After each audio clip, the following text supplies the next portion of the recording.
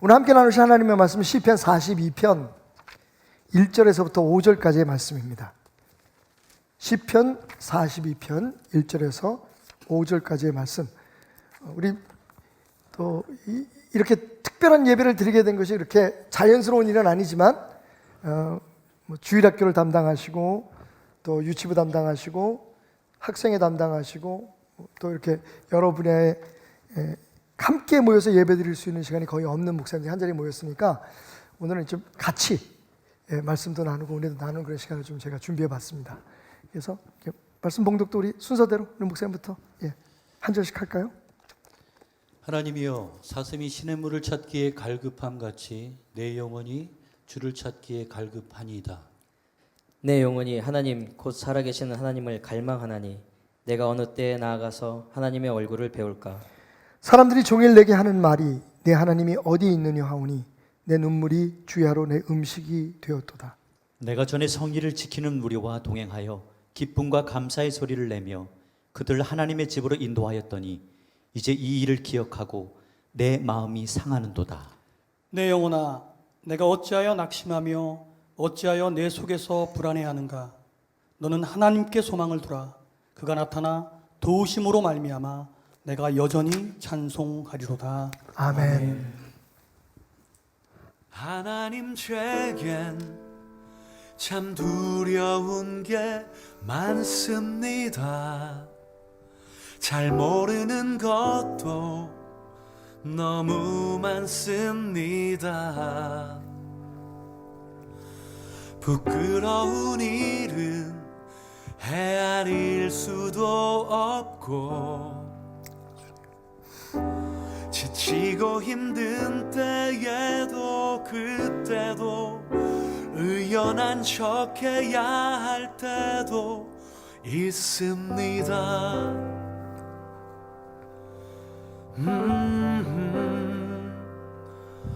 그래도 하나님 아버지, 하나님을 아버지라 부를 수 있어서 난 참 좋습니다. 오 나의 하나님 아버지, 하나님을 아버지라 부를 수 있어서 난 참 다행입니다. 오 나의 하나님 아버지, 하나님을 아버지라 부를 수 있어서 난 참 좋습니다. 우리 아버지 되신 하나님, 전능하신 하나님을 향한 우리의 예배는 계속됩니다. 자, 오늘 이렇게 또 함께 모였으니까 성도들에게 우리의 삶에 어려웠던 때의 경험들, 그리고 그것을 어떻게 믿음으로 목사님들은 이겨낼 수 있었는지, 또 그때의 생각나는 찬송이라든지 말씀이 있었다면 그게 무엇이었는지 함께 좀 나누는 시간을 가졌으면 좋겠습니다. 오늘 1부 때에는 우리 김일교 목사님하고 황성문 목사님께서 나눠주셨는데, 이상구 목사님, 삶의 가장 힘든 때가 언제였고 어떻게 믿음으로 이겨내셨는지 성도들과 좀 나눴으면 좋겠습니다. 저는 지나고 나니까 괜찮은 것 같은데 많이 있었던 것 같은 생각이 듭니다. 가장 최근에 있었던 일이 있습니다. 작년 여름에 저희 어머니 발가락에 암이 생겼다는 암 판정을 받고 이제 의사 선생님의 그 설명을 듣고 수술을 하게 됐습니다. 1차 수술을 하고 조직 검사 후에 다시 검사를 받았을 때 발가락 하나를 절단해야 된다라는 설명을 들었습니다. 그리고 나서 사실은 굉장히 가슴이 막 저리고. 다른 질병도 좀 있으시잖아요, 그죠? 다른 병도 있으시잖아요. 네네. 당뇨 아니 없으시고. 당뇨는 없으시고 이제 그 치료하는 과정 중에서 이제 검사를 전체 진행하는데 이제 정강이뼈에 만성골수염이 함께 존재한다고 해서 정강이뼈도 깎아서 치료를 해야 되고 이식 수술해야 되고 이제 수술을 이제 10월달에 앞두고서 계속 검사를 진행하는 가운데 의사 선생님들이 협진을 해서 서로 의견을 모으는 가운데 또 충격적으로 저에게 또 통보가 왔습니다. 발가락이 하나가 아니라 발등까지 절제해야 된다라는 그 통보를 받게 됐습니다. 근데 이제 그걸 받을 때 이제 제가 어떻게 이거를 받아들여야 되지? 나는 난데 이걸 어떻게 어머니께 설명을 해야 될지 80 되신 어머니께 이거를 제가 설명할 자신이 없더라고요. 그러니까 뭐 발을 절단해야 됩니다 이런 네네네네네. 말씀을 드린다는 게. 그러니까 이제 그것 때문에 하루를 잠을 못 자면서 고민을 하고 그 다음 날 어머니를 조용히 휠체어에 태워서 병원 그 뜰에 모시고 나갔어요. 그래서 그리고 이제 뜰에서 어머니께 이제 이야기를 시작했습니다. 이걸 어떻게 설명을 해야 될지 모르겠는데 어머니 상태가 좀 안 좋습니다. 그랬더니 어머니께서 얘기해라 괜찮다 그러시면서 어머니 발가락 하나가 아니라 어머니 발등을 포함한 일부 절제를 해야 된다고 그랬더니 어머니께서 아버지 감사합니다 그러시더라고요.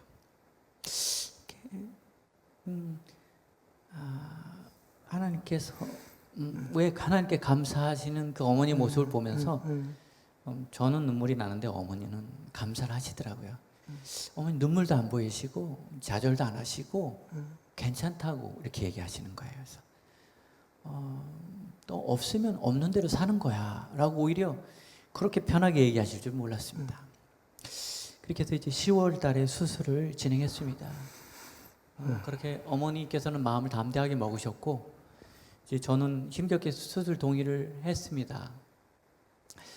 머릿속에서는 계속 앞으로 수술을 마치고 퇴원해서는 어떻게 생활하실 것인지까지도 막 짐작하게 생각이 되었고 근데 이제 수술하고 얼마 안 되셔서 이제 아버지께서 갑자기 위독해지셔서 하나님 품에 안기게 되셨습니다.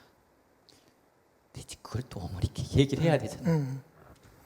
이제 수술을 받으셨는데 아버지 돌아가셨다고 그날 아침에 얘기를 꺼내는데 어머니께서 또 얘기를 하려는 겁니다. 뭘 그렇게 고민하는 게 맞냐 얘기를 하라고 그래서 오늘 새벽에 아버지께서 하나님 품에 안기셨어요 그랬더니 어머니께서 아버지 감사합니다 그러시는 거예요. 오늘 새벽에 꿈을 꿨다는 겁니다.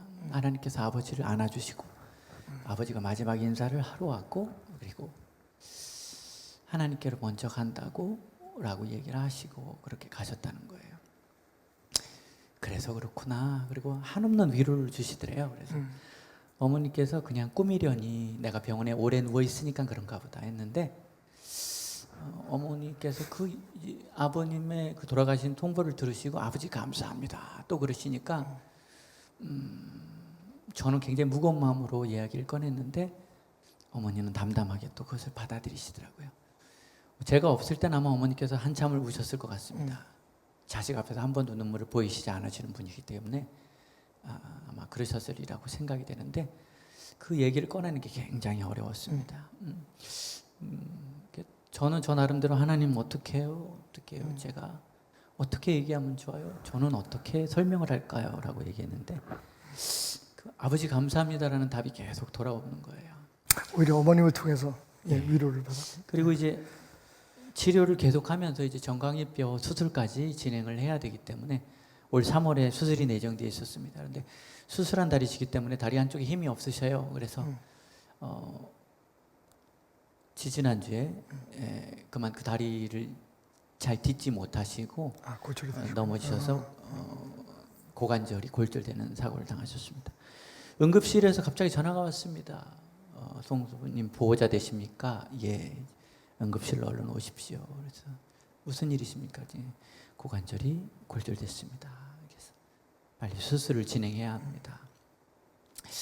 운전을 하고 가면서 하나님 또 이거 어떻게 해요? 또 그쪽 다리 같은데 어떻게 해요? 그래서 또 그렇게 찾아가서 어머니께 이렇게 했더니 어머니 또 감사합니다 그러시는 거예요. 어머니는 감사합니다라는 말밖에 모르시나 봐요, 그죠? 이만해서 그것밖에 배우신 게 없어요. 이만해서 감사합니다. 자식이 또 걱정할까봐 계속 괜찮다고 하시는 말씀으로 이렇게 힘겹게 수술을 마치셨습니다. 어쩌면 지금까지 받았던 수술보다 큰 수술이었는데도 불구하고 수술을 잘 마치시고 지금 이동을 하는데 편안하게 해드려야 되는데 요즘 상황이 안 좋지 않습니까?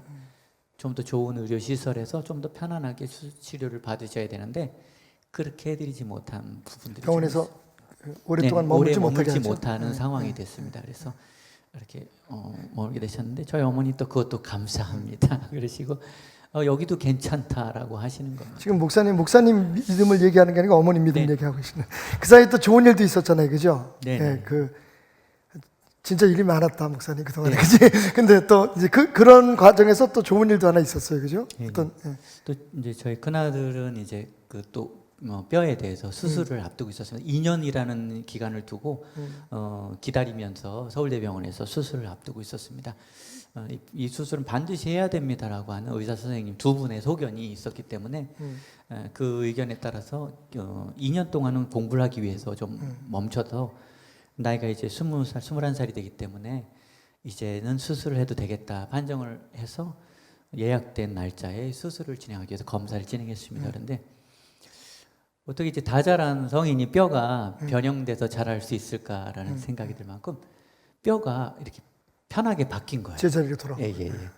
그래서 수술을 받지 않아도 되게끔 이렇게 참 변화가 있었습니다. 우리의 삶에 하나님이 어떤 고난을 주실 때 그냥 항상 아픔만 주시는 게 아니라 그래도 조금씩 희망을 갖고 믿음을 가지라고 그런 일들을 또 중간중간에 이렇게 주시는 것 같아요, 그죠? 이렇게 예. 어머니를 보면서 이제 하나님 말씀이 떠올랐는데 하박국 3장에 이런 말씀이 있습니다. 비록 무화과 나무가 무성하지 못하고 포도나무에 열매가 없으며 감람나무에 소출이 없으며 밭에 먹을 것이 없으며 우리의 양이 없으며 외양간에 소가 없을지라도 나는 여호와를 말미암아 즐거워하며 나의 구원의 하나님으로 말미암아 기뻐하리로다. 주 여호와는 나의 힘이시라. 나의 발을 사슴과 같게 하사 나를 나의 높은 곳으로 다니게 하시리로다. 아멘. 말씀이 생각났습니다. 어머니가 자꾸 몸에서 하나씩 잘려 나가시는데 몸에서 하나씩 기능을 잃어가시는데 자꾸만 감사하시는 모습 속에서 다이로도 하나님이 계셔서 감사합니다. 아멘. 하는 생각이 들었습니다. 감사는 우리 자신에게 그 어려움을 이기게 하는 힘을 줄 뿐만 아니라 이렇게 주변에 특히 자녀들, 관계된 사람들에게도 희망을 줄 수 있는 그런 힘이 있는 것 같습니다. 예, 하박국 3장에 있는 말씀 나눠주셨고요. 이건희 목사님은 뭐 이상구 목사님의 간증을 들으니까 근데 이제 뭐 평소 같지 않게 이렇게 소리들 깔고 그래. 좀 편안하게. 이제 갑자기 예배가 너무 처지는 것 같아서. 네 알겠습니다. 제가 결혼을 해보니까 하나 이제 평소보다 몰랐던 거 하나 알았던 게 하나님의 마음이 이러시겠다라는 걸 느낀 거예요. 그러니까 사모님 그렇게 힘들게 해요? 그런 건 아닌데요. 그건 아니고 가- 없어 지금. 예. 아까 일부 예배 드리고 가셨어요. 네네 감사합니다. 그것도 감사합니다. 제가 결혼을 하고 나니까 아이가 생기니까 하나님의 마음을 좀 이해할 것 같았습니다. 근데 사실은 제가 오늘 이제 같이 간증을 하는 거는 고난이라기보다는 어려움이라는 표현이 좀 이제 고난까지는 아닌데 어려움이다라고 좀 표현하고 싶고요. 그리고 사실은 지금 그렇지 않은데 예전에 그때 잠깐 그랬다는 것을 알고 계시고 좀 들어주시면 좋겠습니다. 뭔가 안전장치를 만들어 놓고 얘기를 시작하는 것 같은데. 아니 제 형편이 예, 그러니까 알겠습니다. 뭐 목사님들은 다 뭐 이렇게 그런가 보다 이런 어떤 선입견이 가지실까봐 그때가 언제였냐면 이제 시은이가 한 3살 때 됐던 때였습니다. 근데 이제 시은이랑 같이 동네를 이렇게 다녀야 되는데 제가 그때 공부를 한답시고 한 6개월을 시간을 아내한테 달라고 그러고 사역을 멈췄습니다. 그러니까 배들기 오기 바로 직전까지. 바로 직전. 그러니까 제 아내한테 6개월의 시간만 다오라고 얘기하고 제가 쓰던 논문 때문에 계속 논문을 쓰고 있었고 이제 그 전에 있었던 교회에서 사임하고 난 다음에 약간의 뭐 퇴직금도 약간의 퇴직금 뭐 이 정도를 가지고 이제 아껴 쓰면서 그렇게 살고 있었을 때였습니다. 3살짜리 된 우리 시은이랑 동네를 한 바퀴 도는데 제가 그 당시 시은이한테 장난감을 하나도 사줄 수 없었고 어디를 데리고 가서 놀 수도 없는 상황이었습니다. 왜냐하면 아껴 써야 되는 상황이었기 때문에 그래서 이제 그렇게 아껴 쓰고 있는데 이 아이가 제가 해줄 수 없는 이 한계를 느끼는데 제가 그때 이 아이에게 놀게끔 해주기 위해서 어떤 행동을, 그 행동보다는 어떤 이제 뭐를 주었습니다. 근데 제가 그 전에는 사실은 제가 옛날에 저 도남동에 있는 배들교에서 담임 목사님께서 저한테 장래의 꿈이 뭡니까? 그래서 제가 그때 이렇게 대답했습니다. 아마 기억하실 수도 있겠지만 저는 예수님을 위해서 죽는 게 제 소원입니다. 기억 못 하겠는데. 예, 그때는 그랬습니다. 예, 그렇게 얘기했는데 그렇게 예수님을 위해서 죽겠습니다라고 고백했던 제 신앙 고백에 제 신앙에 따라서 매 순간순간 열심히 나름대로 살았습니다. 뭐 일주일에 한 번씩 뭐 기도를 삼각산 올라가서 기도를 한다든지 아니면 저 나름대로의 규칙을 정해서 정말 열심히 했습니다. 하나님 앞에 최선을 다해서 해야 된다는 생각이 들어서 그렇게 했습니다. 그리고 주변에 이제 많은 세상의 어떤 가치와 기준들에 대해서 나는 그것과 다른 이제 목회의 생활을 해야 되는 사람이기 때문에 그건 나의 가치관과는 다른 거야라고 선을 정확하게 긋고 지내게 되었습니다. 뭐 한 번은 친구 결혼식장에 갔는데 친구가 제가 그때 축의금을 돈이 없으니까 3만 원을 이렇게 했는데 그때 그 친구가 장난스레 한 행동인데 100만 원 정도의 만 원을 들고 드럭드럭거리면서 저한테 그러더라고요. 야, 이 정도는 해야지 라고 얘기하는데 그 장난이 저한테 상처가 너무나도 확 꽂혔던 것입니다. 왜냐하면 3만 원도 겨우겨우 만들어서 온 저에게 그렇게 장난을 치는 친하니까 쳤는데 왠지 모르게 물질 앞에서는 작아지고 낮아지는 제 모습을 아파하는 제 모습을 보았습니다. 하루는 또 친구가 결혼을 또 한 친구가 왔습니다. 고등학교밖에 졸업하지 못했고 그런데 대학교 졸업한 부인을 만났고 그리고 저에게 찾아올 때 아주 훌륭한 멋있는 차도 한 대 몰고 왔습니다. 그리고 내가 저쪽 역천동에 집 한 차를 샀어 라는 얘기까지 했습니다. 그 이야기를 듣는데 부러웠습니다. 그래도 결단할 수 있었습니다. 하나님, 제가 하나님을 쫓아가야 되는 사람이기 때문에. 그런데 여러 이러한 비슷한 상황들, 어려운 상황들, 혹은 기도의 상황들 아무렇지도 않게 넘어갔는데 그 시은이가 아무것도 장난감을 갖지 못하고 아니면 갖고 싶었는데 사주지 못하는 그 상황 가운데에서 제가 그 아이에게 지금은 제 형편이 그렇진 않지만 저기 풀숲에 떨어져 있던 테니스 공이 보였습니다. 그래서 집에 가서 깨끗하게 씻고 시은이에게 건네주면서 같이 놀이를 하자고 이야기했습니다.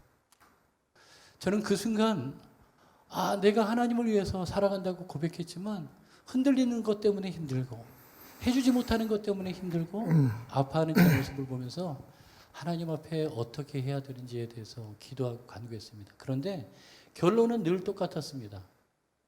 하나님을 붙잡고 그것이 아닌 하나님의 나라의 것들을 바라보면서 소망하는 법을 배우게 된 것입니다.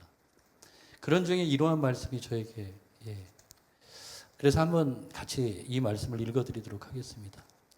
시편 26편 2절부터 4절의 말씀인데 여호와여 나를 살피시고 시험하사 내 뜻과 내 양심을 단련하소서. 주의 인자심이 내 목전에 있나이다. 내가 주의 진리 중에 행하여 허망한 사람과 같이 앉지 아니하였사오니 간사한 자와 동행하지도 아니하리이다. 제가 이러한 결단을 주님 앞에 의도적으로도 해야 되겠다는 결심이 들었습니다.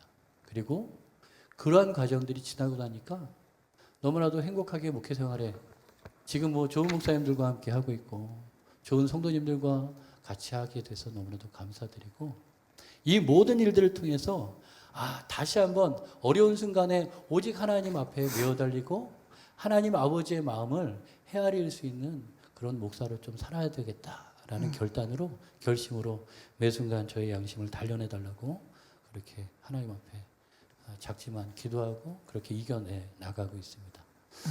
저의 얘기는 여기까지입니다. 장로님들 내년에 월급 좀 애들 장난감 살 만큼은 좀 올려주셔야 될 것 같다는 생각이. 자, 우리 그 일부 때 간증들을 하셨는데 두 분 목사님은 우리 성도님들한테 이런 어려운 시기에 이렇게 축복의 말씀 한 마디씩 목사님부터. 고난과 역경이 없는 때는 없었던 것 같아요. 지금도 마찬가지고 그렇지만 그 고난과 역경을 바라보는 것이 아니라 그 고난 역경 뒤에서 여전히 일하고 계시고 여전히 함께 동행하시는 하나님을 바라보며 승리하는 우리 성도님들에게 주님의 이름으로 축복을 드립니다. 아멘. 허 목사님. 제 1부 때도 말씀드렸는데 지금 다시 한번 생각을 할 때 그냥 간단하게 생각해서 고난이 큰지 하나님이 크신지 그거를 우리가 잘 믿음으로 판단하면 확 될것 온다, 같습니다. 그지? 고난이 큰지 하나님 크신지. 과연 고난이 큰지 하나님이 크신지. 그리고 김일기 목사님께서 말씀하셨는데 그 역경을 뒤집으면은 경력이 된다고 합니다. 그러니까 우리의 지금의 이 고난이 믿음의 경력이 되어서 하나님 앞에 또 이렇게 상급으로 쌓이는 그런 놀라운 축복이 있기를 바랍니다. 예, 모든 영광을 다시 한번 박수로 하나님 앞에 올려드리겠습니다. 이번에 저희가 이제 독일에서부터 불가리아까지 첫째 주에는 제가 2주 지금 유럽 선교 여행을 다녀왔는데요. 첫째 주에는 유럽 지역에 있는 유학생들 그리고 거기에 있는 이제 다음 세대를 위한 코스테라고 하는 집회가 있었습니다. 한 300여 명 조금 더 넘게 모였더라고요. 올해가 제일 많이 모였다고 하는데 거기서 이제 그 집회를 마치고 저희가 이제 자동차로 이동하면서 15명이 이동하다 보니까 돈이 적지 않게 들어요. 그래서 이제 저희가 자동차를 타고 이동하는 건 중간중간에 선교지도 또 방문하고 이런 목적도 있었지만 조금 이제 비용을 아껴보려고 갔는데 이제 선교사님들이 중간중간에 김치 가지고 이렇게 싣고 다니면서 찌개도 끓여주시고 또 한 끼는 라면으로도 이렇게 컵라면으로 먹고 또 그런 데서는 그 자체가 너무 즐겁고 행복했습니다. 이제 그러다가 물이 떨어져가지고 한 선교사님 네 분이 이제 물을 사러 가는 사이에 어린 아이가 선교사님 자녀 하나가 우리 곁에 남게 됐어요. 처음에 막 우리가 놀다가 보니까 엄마 아빠가 없는 거예요. 아이가 울기 시작합니다. 그래서 이 아이가 보통 우리가 이제 여행하면서 초콜릿 칭얼거리면 초콜릿 주고 그러면 그냥 치고 그러더라고요. 그래서 주머니에 있는 초콜릿을 꺼내가지고 줬어요. 그랬더니 초콜릿 안 먹겠대. 빨리 엄마한테 데려다 달래. 엄마를 찾으면서 막 우는 거예요. 엄마 언제 오냐고. 그래서 옆에 있는 또 다른 목사님이 야 그러지 마. 저기 가서 장난감 사줄게. 장난감 사줄게 했는데 얘가 그것도 관심이 없는 거예요. 엄마 빨리 데려오래 엄마. 엄마를 잃어버린 엄마를 기다리는 아이는 진짜 다른 데 관심이 없더라고요. 엄마가 전부야. 엄마만 찾으면 되는 거야. 엄마 곁에만 있으면 되는 거야. 그렇게 평소에 좋아하던 과자도 그렇게 갖고 싶은 장난감도 엄마를 잃은 아이에게는 엄마 이외에는 답이 없더라고요. 엄마 이외에는 필요한 것이 없다는 것을 느낄 수 있었습니다. 그리고 조금 있다가 선교사님 네 분이 차에다가 물을 싣고 돌아오니까 언제 그랬냐는 듯이 금방 아이가 울음을 그쳐요. 그리고는 뭐 했을까요? 저를 향해서 목사님 초콜릿 줘.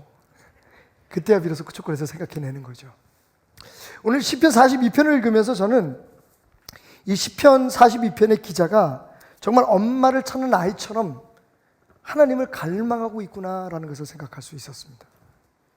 자, 1절, 2절 이렇게 고백하죠. 하나님이여 사슴이 시냇물을 찾기에 갈급함 같이 내 영혼이 주를 찾기에 갈급하나이다. 여러분, 목이 말라서 물을 찾는 사슴은 물밖에는 관심이 없는 거죠. 여러분 알다시피 사슴이 물을 마시러 찾아가는 그 냇가에는, 그 호수에는 여러분 무서운 맹수들도 와 있습니다. 그런데 맹수에 잡아먹히는 그런 위험이 있을지라도 물을 마시지 않으면 죽기 때문에 이 사슴은요, 그 모든 위험을 무릅쓰고 물을 찾아 헤매는 겁니다. 다른 무엇보다도 내 마른 목을 채우지 않으면 내가 생존할 수 없다라고 하는 강한 본능 때문이었겠죠. 저는 오늘 이 말씀을 읽으면서 한 가지 중요한 사실을 깨닫게 되었습니다. 그리고 작금에 우리가 처해 있는 상황을 보면서 말이죠. 여러분, 어느덧 우리에게 예배는 본능이 되어버린 거예요. 하나님을 향한 갈망은 우리의 습관이 아니라 본능이었다는 것을 깨닫게 된 거죠. 갑자기 우리가 함께 모여서 예배 드릴 수 없다는 이야기를 들었을 때 여러분, 저희가 오늘 이 예배를 준비하게 된 근거가 뭘까요? 사실 담임 목사 입장에서, 그리고 우리 이제 장로님들하고 같이 계속해서 제가 톡으로 이런저런 이제 그 온라인 컨퍼런스를 하면서 굉장히 처음엔 갈등을 많이 했어요. 두 가지 위험이 있죠. 하나는 만약에 이런 이유 때문에 우리가 함께 모여서 예배 드리지 않는다고 하면 아마 정말 스스로 믿음이 좋다는 분들은 그렇게 우리를 비난할 거예요. 저를 그렇게 비난할 겁니다. 무슨 이런 것 때문에 예배를 안 드려? 하나님이 살아계시면 이 정도의 병균이 무슨 문제야? 하나님 지켜주신다. 이렇게 고집하는 분들도 있을 겁니다. 그런 분들에게 있어서 만약에 오늘 우리가 함께 모여서 예배드리지 않는다라고 하는 결정을 내리게 되면 우리는 비난의 대상이 되겠죠. 그리고 물론 모든 분들이 다 우리 교회의 그 지도자들이, 리더들이 전부 다 거기에 대해서 그 비난을 피할 수는 없겠지만 역시 제일 큰 문제는 담임 목사. 담임 목사 믿음이 저 따위야 저거. 전쟁이 일어나도 예배를 드려야지. 물론 저는 생각이 다릅니다. 왜냐하면 사실 저희 교회는 그런 면에서 좀 결정하기가 다른 목사님들도 쉬웠을 것 같아요. 다른 목사님 5분 목사님하고 같이 다녔는데 그분들 진짜 고민을 많이 하더라고요.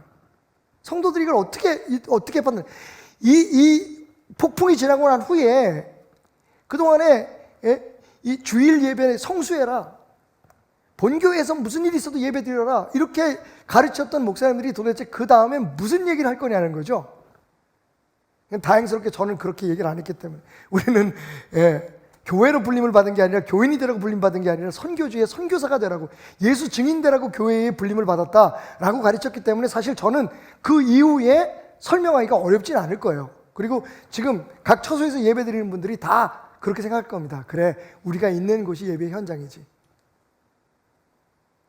그렇다고 해서 이 모든 어려움이 풀리고 난 다음에 교회 이제 안 나가도 되겠네, 테레비로 예배 보겠네 하는 사람들이 계신다면 그 앉은 자리에 풀도 안 날 줄 믿습니다. 교회는 중요한 거죠. 그죠? 오직 성령이 너에게 임하시면 너희가 권능을 받는 데가 어디예요? 교회입니다. 근데 제가 드리는 말씀이 뭐냐면 그 교회가 우리의 궁극적 목적이 아니라는 거죠. 지금 한국 교회가 그 위기에 처한 거예요. 이거 지나고 난 다음에 저는 그게 더 걱정이 돼요. 앞으로 뭐라고 얘기할 건가? 왜냐면 우리 목사들이, 그 교회 지도자들이 당회에서, 우리는 청주교회지만 결정했잖아요. 교회에서 다 같이 모여드리는 예배를 드리지 않겠다. 이런 모순이 어디 있어요? 저는 다시 한번 우리가 진리 위에 서야겠다라고 하는 생각을 가졌는데, 그럼에도 불구하고 목사가 믿음이 저 따위밖에 안 돼라는 비난을 받을 수 있다라고 하는 염려가 한쪽에 있었습니다. 또 한쪽에는 그렇다고 해서 우리가 모여서 우리는 그냥 모여서 예배 드릴 거야 라고 하면 주변 사람들이 얼마나 비난을 할까요? 사실은 우리 그 김일겸 목사님이 지난 주중에 전화를 받았는데 어떤 분이 전화를 해가지고, 교회 안 다니는 자녀가 전화를 해가지고 우리 어머님이 그 지난 주일날 교회를 안 나가셨더니 교회에서 누가 전화를 해가지고 괜찮으냐고, 아마 이제 교회를 못 오셨으니까 연세 드신 분이, 저희가 부탁을 드렸거든요. 우리 교구장님들, 목장님들 전화해서 연세 드신 분들 한번 점검해봐라. 근데 전화를 드려가지고 왜 못 오셨냐고 물어보는 걸 어떻게 생각했냐면, 어머님 교회 오라고, 그 어머님 그렇게 생각하셨나 봐요. 수요일날 예배 참석하라고. 우리 수요일날 예배 안 드렸거든요. 기도회 가졌는데 그 어머님이 그렇게 들으셨나 봐요. 오해를 하셨나 봐요. 그래서 그걸 자녀들한테 나 오늘 교회 가야 된다 그러니까 이제 자녀가 뒤집어진 거죠. 무슨 교회가 있다위냐고. 그런 또 그 일방적인 공격이 있을 수가 있다는 말이죠. 성도들 가운데도 그렇게 생각하는 사람들이 있을 수 있고, 그리고 세상 사람들 더 말할 것도 없고. 근데 이 두 개의 갈등 속에서 오히려 우리 장로님들이나 제가 딱 결정해서 우리가 이런 특별한 예배를 드리겠다, 최소한의 인원으로 예배를 드리겠습니다라고 결정할 수 있었던 근거가 뭐냐면 바로 성도들이었거든요. 아시다시피 우리 교회처럼 아직도 부채가 있어서 그것을 갚아야 되는 상황에 있어서 한 주 예배를 안 드리는, 인터넷에서 난리 났더라고요. 개신교회가 예배를 드리지 않는 것을 포기할 수 없는 이유는, 드리는 것을 포기할 수 없는 이유는 헌금이, 웃기지들 말라 그래. 우리가 정말 그렇게 수준 놓고 돈에 미친 사람들이 아니라는 걸 좀 세상이 알았으면 좋겠어요. 그렇게 몰아가는 거야. 그래서 참, 제가 아까도 말씀드렸죠. 예배 폐지라든지 예배 중지라든지 이런 말을 사용해요. 자존심, 이건 완전히 우리 신앙에 대해서, 그래서 우리가 결정하기가 더 어려웠던 거예요, 그게. 만약에 우리가 이런 형태로 예배를 드린다 그러면 베들교회도 예배를 중지했네 또 누가 얘기할 거 아니에요. 우린 예배 중지한 적이 없어요. 솔직히 담임 목사 입장에선 이번 한 주간 들어오는 헌금에 대해서 신경 안 쓸 수 없어요. 저만 그런 건 아닐 거예요. 그죠? 그럼에도 불구하고 정말 딱 어느 순간에 이거다라고 결정할 수 있었던 건 성도들이거든요. 우린 교회를 유지하기 위해서 여기 모인 게 아니잖아요. 그죠? 우리가 해왔던 어떤 종교 의식을 지속하기 위해서, 그렇지 않으면 그것이 하나님을 섬기는 것이 아니라고 생각하기 때문에 우리가 여기 모인 거 아니잖아요. 성도들의 안위, 그게 가장 먼저 걱정이 됐고요. 두 번째는 아까 전화했다는 그 가족처럼 가정들 가운데는 예수 믿는 사람이니까 안 믿는 사람이 있잖아요.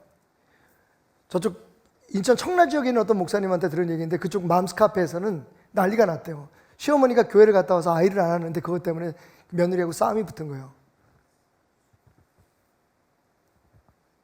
그래가지고 또 시어머니는 그 자리에서만 내 교회 갔다 왔는데 교회 갔다 오셨으면 그 많은 사람들이 모이는데 아기를 안으면 안 되잖아요. 그래서 싸움이 붙었는데 시어머니는 무슨 인터넷을 하실 수 있습니까? 뭘 합니까?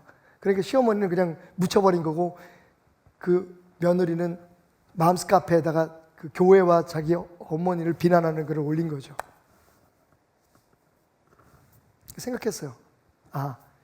이런 시기에 교회가 가정의 화목을 지켜줘야겠다. 그게 나아가서는 그 가족들을 교회로 인도할 수 있는 문을 열어놓는 일이기 때문에 우리 고집 부릴 수 있어요. 하나님 우리 지켜줄 거야. 그리고 또 한 가지는 사회적인 책임입니다. 교회. 더 이상 저 사람들이 교회를 비난하고 조롱하지 못하게 만들어야 되죠. 우리가 결국은 이제 어제까지 큰 교회들 예배 드리겠다고 하는 교회들이 이제 근데 또 거기다 또 예배 중지했다는 표현을 써서 저는 좀 마음이 상했습니다만 이게 얼마나 고뇌스러운 일인 줄 아십니까? 근데 딱 한 가지만 생각하면 돼요. 하나님이 뭘 기뻐하실까? 하나님이 우리 교회에 여기 몇 분 안 되시지만 우리 목사님들과 우리 여기 교회 리더들에게 맡기신 게 뭐예요? 교회를 유지하라는 겁니까? 이 건물을 지키라는 겁니까? 아니잖아요. 그러니까 사실은 우리는 어떤 면에 있어서 그걸 결정하기가 어렵지 않았다는 거죠. 그러면서도 아쉬운 건 우리에게 익숙했던 예배, 우리가 함께 오늘 시인의 고백처럼 언제쯤이야 내가 많은 성도들을 그 예배의 자리에 인도하는 그 기쁨을 회복할 수 있을까?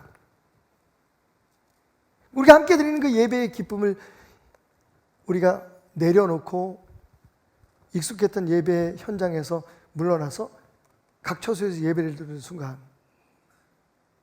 그렇게 해야만 한다고 결정하는 순간 제 마음속에 느껴졌던 게 뭐냐면 우리는 그냥 매주마다 들을 그 예배가 그냥 이렇게 우리 습관적으로 우리의 그냥 하나의 그런 일상이 되었다고 생각했지만 이게 본능이라는 사실을 알게 된 거죠. 여러분, 사슴이 물을 찾는 건 본능입니다. 물을 먹지 않으면 죽는다는 걸 알기 때문에 어떤 위험이 있어도 물을 찾아서 헤매는 게 사슴의 본능이라면 오늘 이 신의 고백처럼 여러분, 예수 그리스도가 성령님이 우리 안에 계셔서 성전된 우리의 삶에 하나님을 향한 갈망은 우리가 인정하든 인정하지 않든 우리의 본능이 되어버린 거예요. 그러니까 불안한 거예요 지금.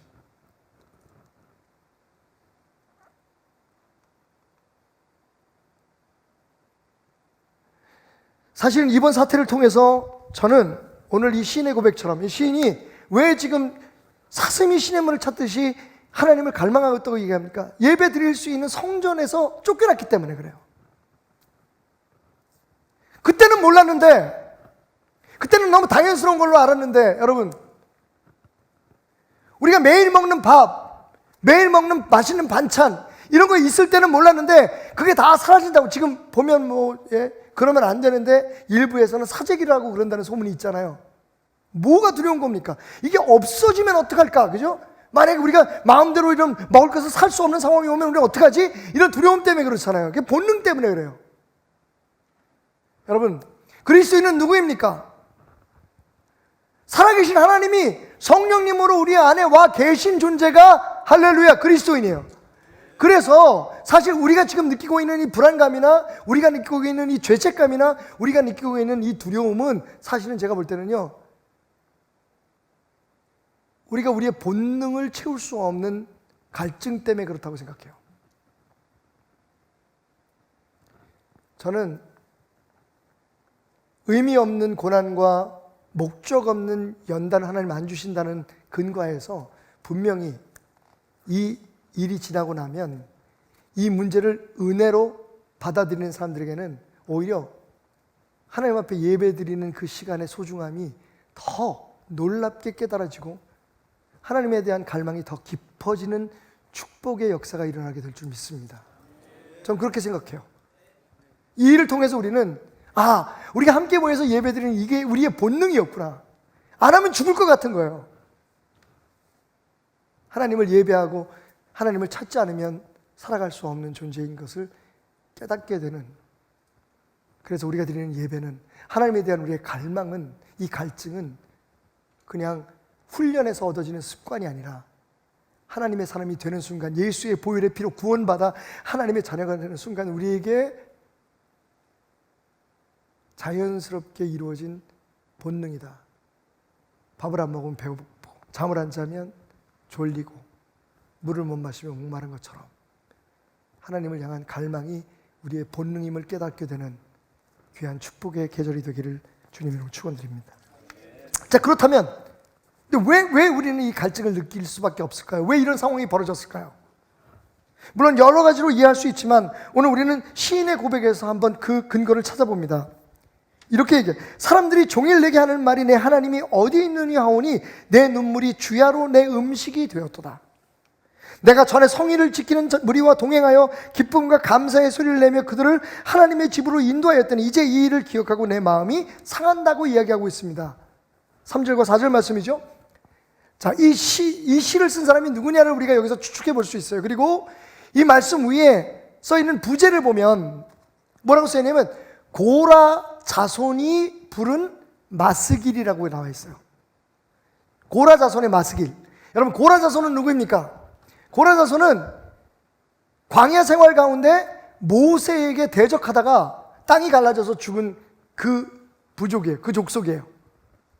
그러니까 굉장히 이스라엘 역사 속에 치명적인 죄를 짓고 저주를 받았던 그런 사람입니다.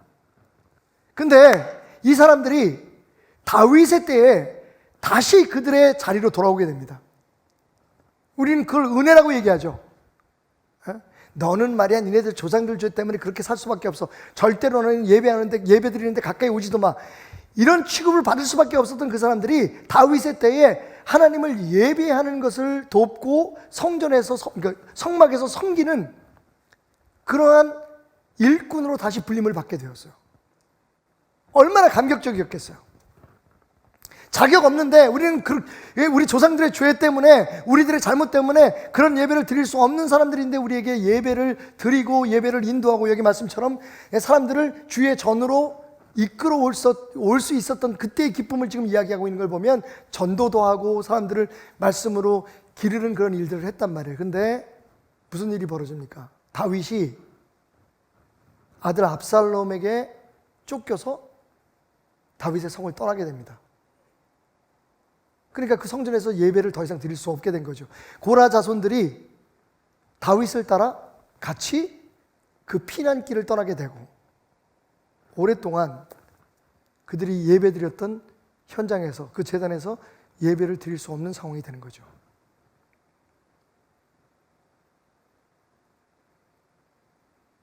그때 그들은 고백합니다. 내가 주야로 내 눈물을 음식을 삼았다. 굉장히 대조적이죠, 여러분. 시냇물을 찾는 사슴. 여러분, 물이 콸콸콸 흘러내리는 그 물가에서 채울 수 있는 그 목마름을 지금 이 사슴은 뭘로 채웁니까? 눈에서 떨어지는 몇 방울의 물방울로 지금 채우고 있는 거예요. 왜 그렇게 됐습니까?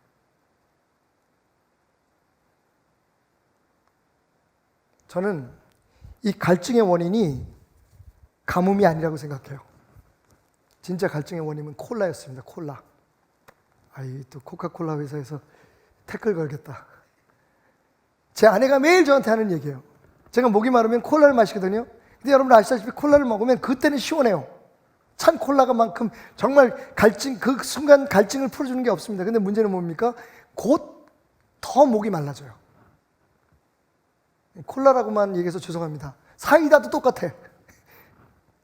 무슨 얘기냐? 여러분, 우리 주변에 물이 없어서 우리 지금 목이 마른 게 아니잖아요. 그동안 우리는 정말 예배에 나아가기 싫을 만큼 많은 예배를 드려왔어요.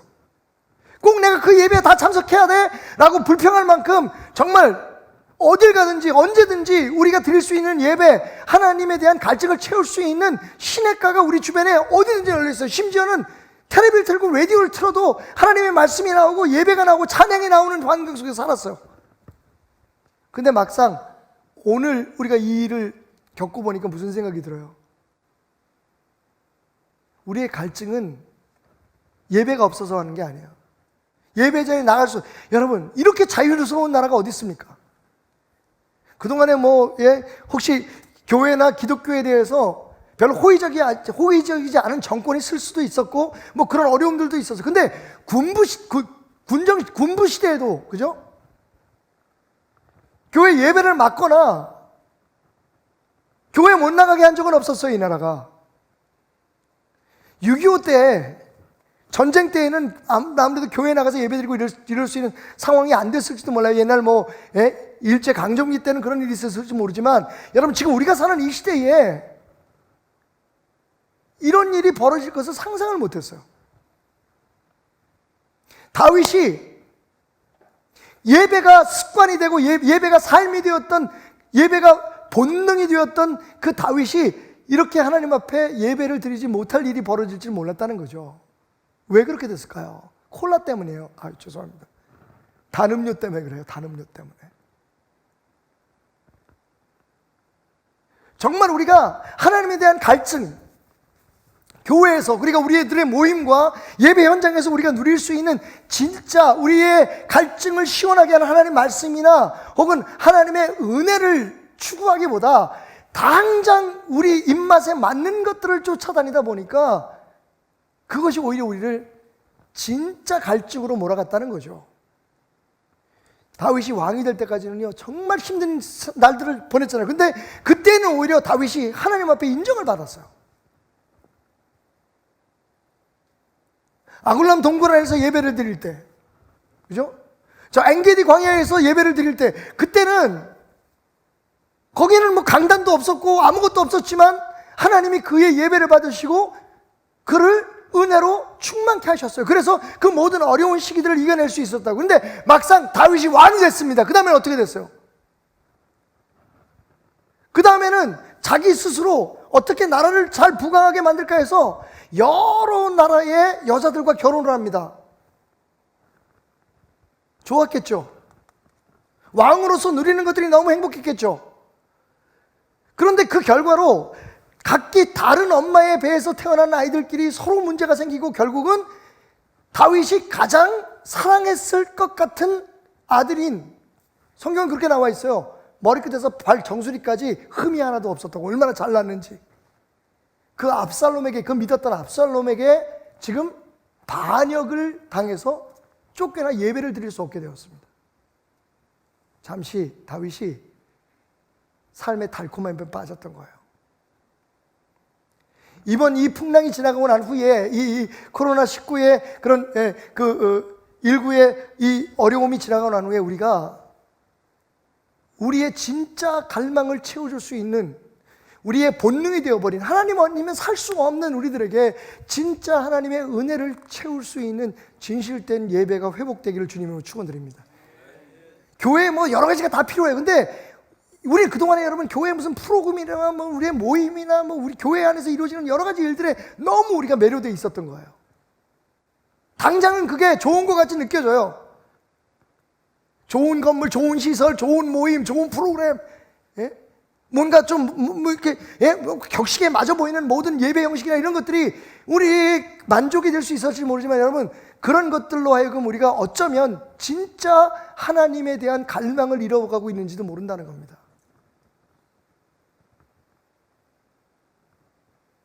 눈에서 떨어지는 몇 방울의 눈물로 목을 치우는 신앙생활은 이제 그만합시다. 결국은 그럼 어떻게 이 문제를 해결했을까요? 마지막 5절 말씀에서 시인은 이렇게 얘기합니다. 내 영혼아, 내가 어찌하여 낙심하며 어찌하여 내 속에서 불안해하는가. 여러분, 결국 눈을 우리에게 돌려야 됩니다. 바이러스가 문제가 아니고, 지금 이 나라의 환경과 형편, 세계적인 어떤 그 흐름이 문제가 아니고, 여러분, 진짜 제가 한국 사람이라는 이유 때문에 비행기를 안 태워줄까봐, 혹은 국경을 넘을 때, 여러분 14일간 동안 가둬놓잖아요, 요새. 제가 13박 14일 그 일정으로 갔는데, 가는 날 잡혔으면 끝날 때까지 아무것도 못하고 거기 있다가 그냥 오는 거예요. 그리고 우리나라 좋은 나라, 우리나라는 그렇게 해서 그 자체적으로 자기를 격리하면 먹을 것도 주고 뭐 그런다 그러잖아요. 외국인도 그런다고 해서 좀 문제가 이슈가 되긴 했었습니다만 참 좋은 나라거든요. 유럽이나 이런 데는 아무것도 없어요. 지금 중국 같은 데 같은 경우도 갖다 딱 하고 밖에서 문을 잠가버리면 되잖아요. 뭐 생존을 위한 어쩔 수 없는 선택이겠지만 그럼 아무것도 못해요. 게다가 여러분, 떠나기 바로 전날 먼저 출발한 그 CTS 그 PD하고 또 권사님 한 분이 계셨는데, 선교사 준비하고 있는 권사님 한 분이, 그분들은요 프랑크푸르트 공항에 눈이 넘어와가지고 비행기가 못 떠서 거기에 갇혀 있었던 거야. 그리고 우리와 함께 참석했던, 포럼에 참석했던 프랑스의 목사님 한 분은 돌아가는데 갑자기 그 태풍이 불어가지고요 비행기가 다 못 뜬 거야. 여러분, 세상에 아까 누군가 얘기했듯이, 어떤 목사님이 얘기했듯이 것처럼 고난이 없는 시기가 없어요. 매일매일 우리 앞에 문제들이 있습니다. 그런데 그런 거 탓하면서 하나님을 예배하지 못하고 그것을 탓하면서 우리의 믿음이 흔들리면 안 된다는 거예요. 오늘 뭐라고 시인은 결과적으로 고백하냐면, 내 영혼에 문제가 있다는 거죠. 내 영혼아, 내가 어찌하여 낙심하느냐. 하나님이 살아계신데, 여러분, 시인의 고백을 다시 한번 귀 기울여 들어보십시오. 1절, 2절에서 뭐라고 얘기하냐면, 내 영혼이 하나님 곧 살아계신 하나님을 갈망하나이다. 아멘. 과거에 세상을 창조하시고 그냥 뒷짐지고 앉아있는 그 과거 옛날 역사 속의 하나님이 아니에요. 우리의 개념 속의 하나님이 아니라 지금 살아서 역사하고 계시는 하나님을 갈망하는, 그 하나님 안에서 소망을 찾는 이 시인의 고백이 결국 오늘 우리가 처해 있는 이 상황 속에서 우리가 하나님의 도우심을 받고 하나님의 능력으로 이 어려움을 이겨낼 수 있는 하나님의 사람으로서 회복되는 그 능력의 이유가 된다는 겁니다. 너는 하나님께 소망을 들어. 어떤 하나님이요? 살아계신 하나님, 지금도 우리와 함께 하시는 하나님, 이 모진 풍랑과 폭풍 속에서도 우리를 버리지 않으신 하나님, 분명히 이 일을 통해서 우리에게 더 좋은 것으로 주시기를 원하시는 하나님, 살아서 역사하시는 하나님 안에 소망을 두며 그 하나님 앞에서 우리가 어떠한 연약함과 부족함과 죄를 범했는지를 스스로 돌아볼 때에 살아서 역사하시는 하나님이 이 모든 어려움 속에서 오히려 그것을 통해 하나님이 원하시고 바라시는 선을 이뤄가시며 이 어려운 시기를 우리에게 기회로 삼게 하셔서 하나님의 사랑과 예수 그리스도의 사랑을 온 세상에 퍼뜨릴 수 있는 귀한 역사를 이루어 주실 것을 믿습니다. 오늘 우리가 드리는 이 특별한 예배를 통해 우리 안에 있는 하나님을 향한 본능적 갈망이 회복되기를 주님으로 축원드립니다. 우리가 하는 교회의 어떤 활동이나 그 어떤 것도 하나님을 향한 우리의 갈망을 빼앗아갈 수 없다는 것을, 우리의 목마름은 가뭄 때문이 아니라 콜라 때문이라는 것을 기억하는 귀한 은혜의 시간이 되길 바랍니다. 그리고 우리의 마음을 하나님께 두고 그 안에 소망을 두고 그 하나님의 역사하심을 기대하며 선하심을 바라는 우리 모두가 되기를 주님으로 축원드립니다. 사순절을 맞아서 말씀을 묵상하다가 마가복음에서 우리가 그냥 평소에 읽을 때는 깊이 생각하지 않고 지나쳤던 예수님의 아주 특별한 모습 하나를 발견하게 되었습니다. 마가복음 11장 15절부터 이런 말씀이 있어요. 그들이 예루살렘에 들어가니 예수께서 성전에 들어가사 성전 안에서 매매하는 자들을 내쫓으시며 돈 바꾸는 자들의 상과 비둘기 파는 자들의 의자를 둘러 엎으시며. 여러분, 익숙한 장면입니다. 예수님답지 않아 보이지만 예수님께서 이제 우리가 다음 주부터 함께 읽게 될 요한복음에 보면 사역 초기에 예수님께서 동일한 일을 성전에서 행하신 것을 볼 수가 있어요. 성전 안에서 장사를 하고 성전 안에서 돈을 바꿔주는 환전을 하는 사람들을 몰아내시고 성전을 정화하셨던 사건이 요한복음 예수님 사역의 초기에 기록되어 있습니다. 근데 이건 두 번째예요. 이제 마가복음 11장 이 사건이 끝나고 나면 예수님은 이제 예루살렘으로 가셔서 이제 예루살렘을 지나셔서 골고다까지 가시는 그 여정을 지금 시작하셨습니다. 그런데 여러분, 이 두 번째의 성전 정화 사건을 기록하고 있는 마가는 우리가 꼭 기억해야 될 이런 장면 하나를 우리에게 남겨놓았습니다. 16절, 아무나 물건을 가지고 성전 안으로 지나다님을 허락하지 않으셨다. 여기만 있는 말씀이에요. 무슨 말씀이에요? 여러분 상상해 보십시오. 예수님께서 막 상을 엎으시고, 그죠? 만민이 기도하는 집이라고 일컬어지는 하나님의 집에서 장사하고 자기의 이익을 취하고 자기가 원하는 것들을 하려고 하는 사람들에게 대해서 예수님께서 그 상을 엎으시고 그들을 쫓아내시고 난 후에 그 다음 장면이에요. 그 다음 장면이 뭐냐면 그 상을 엎으시고 다 그냥 엉망진창이 된 그 성전들 한가운데 예수님이 서셔서요, 눈을 부릅뜨고, 아마 어쩌면 이런 자세였을지도 몰라요. 저는 혼자 상상해 봅니다. 제발 내 아버지의 성전, 만민이 기도하는 이곳에 강도의 소굴을 만들지 마라. 여러분, 말씀은 아무도 물건을 가지고 성전 안을 지나가지 못하도록, 다시 그 사람들이 그 더러운 돈꾀짝과 그리고 그들의 욕망을 채우기 위해서 잡아온 그 비둘기를 다시 가지고 들어오지 못하도록 예수님께서 눈을 부릅뜨고 눈물을 흘리시면서 그것을 막아내고 계셨다는 겁니다. 저는 말씀을 읽으면서 저도 모르게 이렇게 고백했어요. 예수님, 그 외로운 그 자리에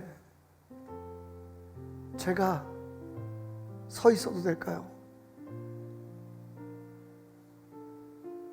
하나님에 대한 예배를, 하나님과의 그런 아름다운 관계를, 예수 그리스도께서 피값으로 사신 이 몸된 교회를 제발 더럽히지 말아라. 이제 더 이상 너희들의 욕망과 너희들의 욕구와 너희들이 원하는 것들을 이루기 위한 현장으로 만들지 말라고 외치시는 그곳에 우리 베델교회가 주님과 함께 울며 서 있으면 안 될까요?